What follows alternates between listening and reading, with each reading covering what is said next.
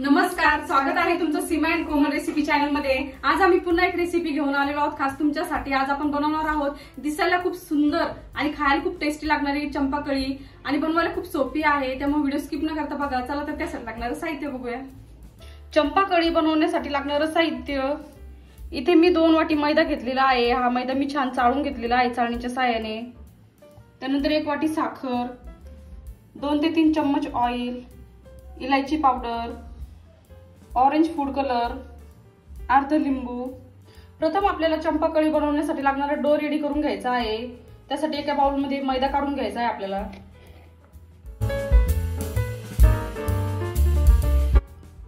आता यावर ऑइल टाकून घ्यायचं आहे आपल्याला। इथे आपल्याला ऑइल छान चोळून घ्यायचं आहे मैद्यासोबत।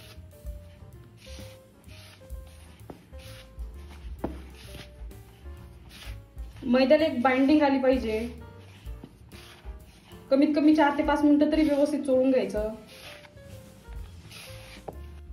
आता तुम्ही बघू शकता आपल्या मैद्याला किती छान बाइंडिंग येत आहे। मैद्याचं टेक्स्चर पण बघू शकता तुम्ही। इथे ऑइलच्या ठिकाणी तूप पण यूज करू शकता। आता आपल्याला याचा एक सॉफ्ट डो तयार करून घ्यायचा आहे। डो बनवताना कोमट पाण्याचा यूज करायचा आहे। इथे लागेल त्याप्रमाणे पाणी टाकायचं आणि एक सॉफ्ट डो तयार करून घ्यायचा आहे आपल्याला। आता आपला चंपाकळी बनवण्यासाठी लागणारा डो रेडी झालेला आहे। तुम्ही बघू शकता एवढा सॉफ्ट ठेवलेला आहे मी। खूप जास्त घट्ट नाही केला किंवा खूप जास्त पातळ पण नाही भिजून घेतलेला, नॉर्मल सॉफ्ट ठेवायचा आहे आपल्याला। आता आपल्याला यावर झाकण ठेवायचं आहे आणि 15 ते 20 मिनिटांसाठी सेट करण्यासाठी ठेवायचा आहे, म्हणजे आपला डो छान सेट पण होईल आणि सॉफ्ट पण होईल। आता आपल्याला साखरेचा पाक तयार करून घ्यायचा आहे। त्यासाठी आता गॅसवर कढई ठेवलेली आहे मी। आता यामध्ये आपल्याला साखर ऍड करून घ्यायची आहे। ज्या वाटीने साखर घेतली त्याच वाटीने अर्धी वाटी पाणी टाकायचं आपल्याला।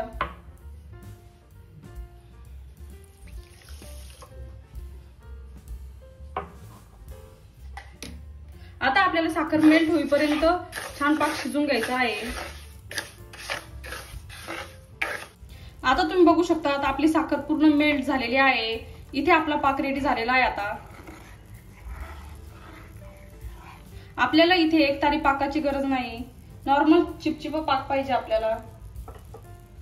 आता या स्टेजला इलायची पावडर ऍड करून घ्यायची आहे आपल्याला। तुम्हाला जर इलायची पावडर नसेल आवडत तर तुम्ही केवडा वॉटर किंवा रोज वॉटर पण टाकू शकता, पण इथे इलायची पावडर ऍड केल्यामुळे खूप छान फ्लेवर येतो। आता या स्टेजला आपल्याला ऑरेंज फूड कलर ऍड करून घ्यायचा आहे। आता आपल्याला फूड कलर छान मिक्स करून घ्यायचा आहे पाकामध्ये।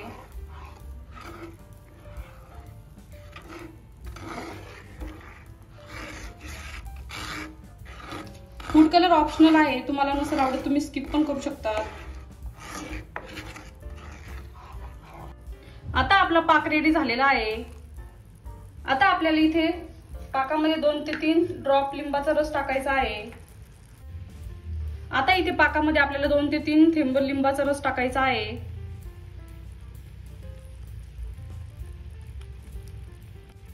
म्हणजे आपला पाक शेवटपर्यंत असाच राहील, यामध्ये साखरेचे क्रिस्टल तयार होणार नाही। आता गॅसची फ्लेम ऑफ करायची आहे आपल्याला आणि पाक छान थंड होऊ द्यायचा आहे। आता आपला डो छान सेट झालेला आहे। आता आपल्याला याचे छोटे छोटे बॉल्स तयार करून घ्यायचे आहे। हे बघा एवढ्या साईजचे तुम्ही बघू शकता, एवढी साईज केलेली आहे मी। आता आपल्याला चंपाकळी बनवायला स्टार्ट करायची आहे। आता मी इथे पोळपाट घेतलेला आहे। आता यावर आपल्याला मैदा डस्ट करून घ्यायचा आहे आणि तयार केलेला डो यावर ठेवायचा आहे आणि आपल्याला छान मैद्यामध्ये कोट करून घ्यायचा आहे आणि छान मोठी पोळी लाटून घ्यायची आहे पातळ।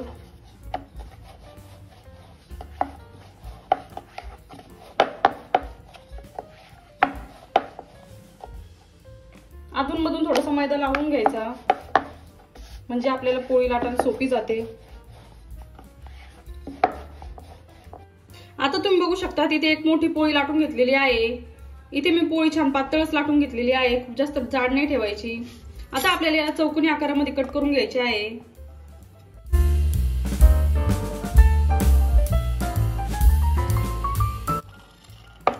इथे आपल्याला एक्स्ट्राचा डो काढून टाकायचा आहे।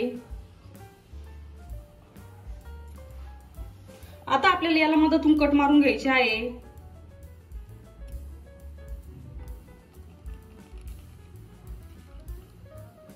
कट आपल्याला चौकोनच्या बाहेर नाही जाऊन द्यायचे। आपण जेवढे जवळ कट मारू तेवढे जास्त छान दिसतात आपले चंपाकळी।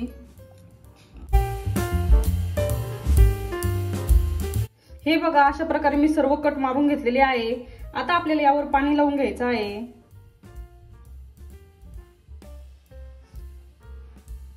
दोन्ही साईडला लावायचं।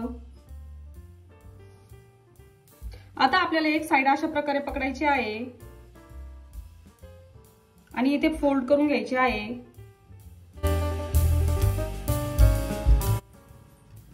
आता आपल्याला ह्या दोन्ही साईड यावर जॉईन करून घ्यायचे आहे अशा प्रकारे, म्हणजे त्या सुटणार नाही। दोन्ही साईडने करायचे। आता यावर पुन्हा आपल्याला थोडंसं पाणी लावून घ्यायचं आहे दोन्ही साईडला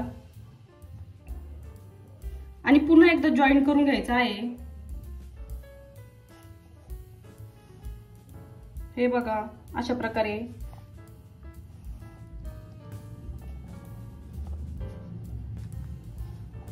एकदा असं झटकून घ्यायचं। आता आपल्याला एक साईड अशा प्रकारे पकडून जॉईन करून घ्यायची आहे आणि त्याला थोडंसं असं लंब करून घ्यायचं आहे।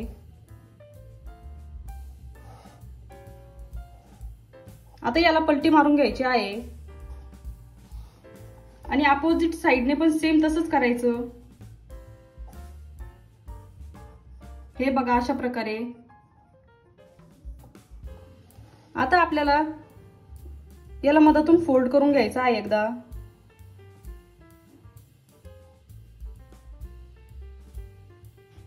हे बघा, आपली एक चंपाकळी तयार झालेली आहे।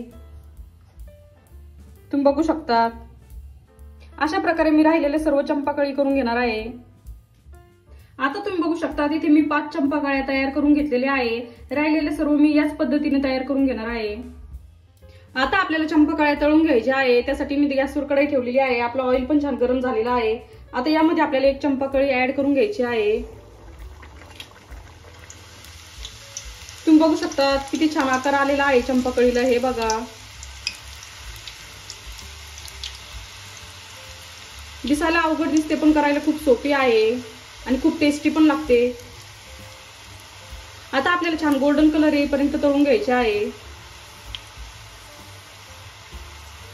आता तुम्ही बघू शकता आपली चंपाकळी छान गोल्डन कलर येईपर्यंत तळून झालेली आहे। आता आपल्याला ऑइल मधून बाहेर काढून घ्यायचे आहे आणि राहिलेले सर्व चंपाकळी याच पद्धतीने तळून घ्यायचे आहे आपल्याला। हे बघा, किती छान नक्षीदार चंपाकळी तयार झालेली आहे। आता तुम्ही बघू शकता अशा प्रकारे आपल्या सर्व चंपाकळ्या तयार झालेल्या आहे। तुम्ही बघू शकता किती छान दिसत आहे। हे बघा, हे बघा किती सुंदर दिसत आहे आणि बनवायला किती सोपे आहे। आता आपल्याला चंपाकळ्या पाकामध्ये डिप करून घ्यायच्या आहे। इथे पाक मी थोडंसं कोमट केलेला आहे। आता आपल्याला ही चंपाकळी यामध्ये टाकून घ्यायची आहे आणि दोन्ही साइडने आलटून पलटून पाकामध्ये डिप करून घ्यायची आहे व्यवस्थित अशा प्रकारे। तुम्हाला जर पाकात डिप नसेल करायचे तर तुम्ही तळल्यानंतर त्यावर पिठी साखर पण टाकू शकता, पण पाकामध्ये डिप केल्याच्या नंतर खूप टेस्टी लागतात त्या खायला। हे बघा, आता पाकामध्ये छान कोट झालेले आहे। आता काढून घेऊया आपण यांना। हे बघा, आपली एक चंपाकळी तयार झालेली आहे। राहिलेली सर्व चंपाकळी मी याच पद्धतीने पाकामध्ये डिप करून घेणार आहे। आता तुम्ही बघू शकता आपल्या चंपाकळ्या तयार झालेल्या आहे। किती छान क्रिस्पी आणि रसरशीत दिसत आहे आणि पाकामध्ये डिप केल्याच्या नंतर त्याला किती छान कलर पण आलेला आहे। तुम्ही बघू शकता। आता मी तुम्हाला अजून एक दाखवते। तुम्हाला आजची रेसिपी कशी वाटली आम्हाला कमेंट मध्ये नक्की कळवा आणि अशा सिंपल आणि सोप्या रेसिपीसाठी सीमन कोमल रेसिपी चॅनल सबस्क्राइब करायला विसरू नका।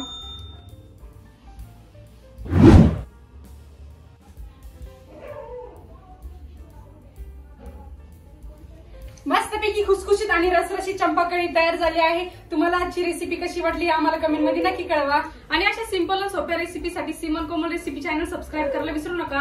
ऑलरेडी सबस्क्रायबर असाल तर व्हिडिओला लाईक करा, कमेंट करा आणि शेअर करा।